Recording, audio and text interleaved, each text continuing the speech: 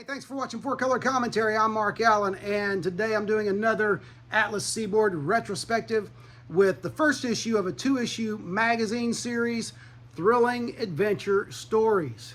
This is issue number 1, and it has some great stories in it. It is a black and white magazine meant for older readers, and even today, I would advise it is not for the youngest of readers, okay?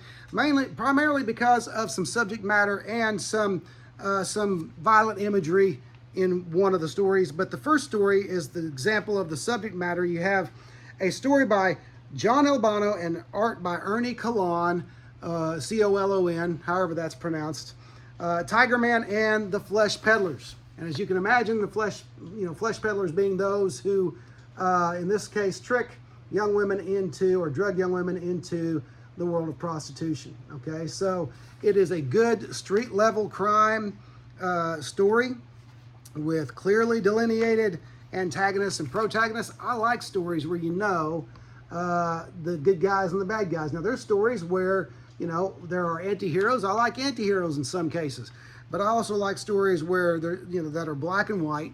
There's nothing wrong with that. Some people talk about, oh, shades of gray, shades of gray. Well, you know what? There's room in this world for stories about clear good and clear evil. Okay, so this is one of those stories in my estimation.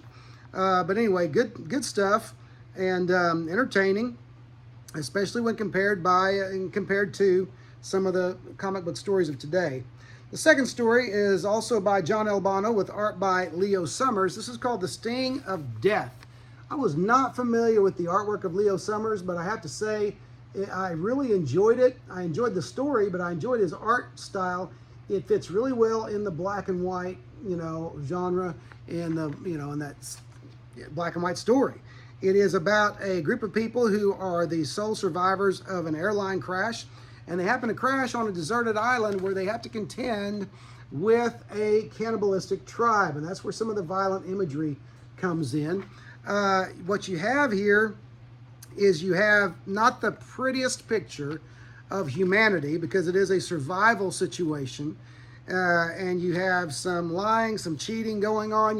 You don't have the pictures of virtue here, though I will say that there is not, you know, there is a little bit of redemption to be found in one of the characters here. So it's a good story. It's an entertaining story, but it could be considered a very honest look at unredeemed humanity. Okay, so anyway, entertaining art style, entertaining story.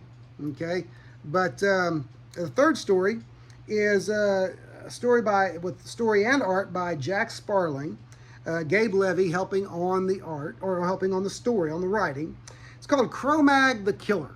Now, I won't say much for the name. I mean, it's a very alliterative name, obviously, but it's not necessarily a Conan type story.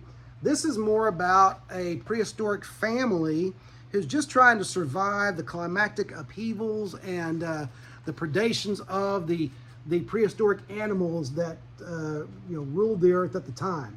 It is entertaining. I like Sparling's art style. I've mentioned that before. I like the kind of the panoramic way, or I can't think of the word I'm trying to think of, but it looks more like a movie than a comic book, and I like the cinematic style that he lent to it. It is a good story, and it's a lot of fun, great art, and you just kind of find yourself rooting for this prehistoric family to survive and thrive. Okay. Now, besides the comic book stories, I should mention there's a couple of articles in here. One on the films of Alistair MacLean, and you know, talking primarily about the films Puppet on a Chain and Where Eagles Dare. Okay, where Eagles Dare. So you got some cool photographs and such as that. So for people who like the old movie magazines and such, that's going to be an attraction. But also not just the movies of Alistair MacLean, but also the movies of Doc Savage. You got some great Ron Ely images here, and you know, I was only aware that there had been a Doc Savage movie. I don't even remember if it was 60s or 70s, but I wasn't aware until a few years ago that there had been we'll call it a modern age Doc Savage movie. I'll have to find some way to go back and see that. But I always liked Ron Ely in his Tarzan TV show, and so I always admired him as an actor, enjoyed his work.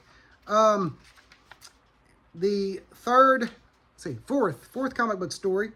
It's a story by Jeff Rovin and with art by Frank Thorne. This is Lawrence of Arabia. And I gotta say, I knew very little about Frank Thorne before I started doing these retrospectives. And I've become a big fan of his art, and I've decided I like it best in the black and white format. Frank Thorne's art just really, he does some great line work, very clear, easy to delineate in black and white, dramatic, and I just really enjoy it. And I'm not saying that his art is Toth-like. I'm not saying that his style is anything like Toth's, but like Toth, I enjoy his art in the black and white. I prefer Toth's art, Alex Toth's art, in black and white as well because of the clean lines.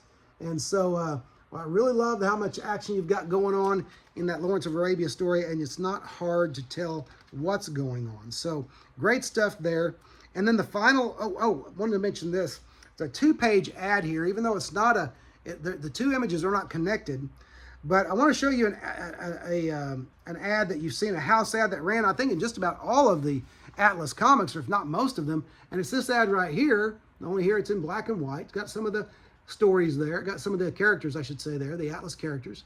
And calling it Atlas Comics, the new house of ideas. You know, kind of a little stab at Marvel there again. Those who say, by the way, those who say that, oh no, Atlas Seaboard wasn't about, you know, revenge on Marvel, or getting even with Marvel, or even pushing Marvel off the shelf, I don't think they're being real honest with themselves when they call themselves the new house of ideas. Anyway, back to what I was saying.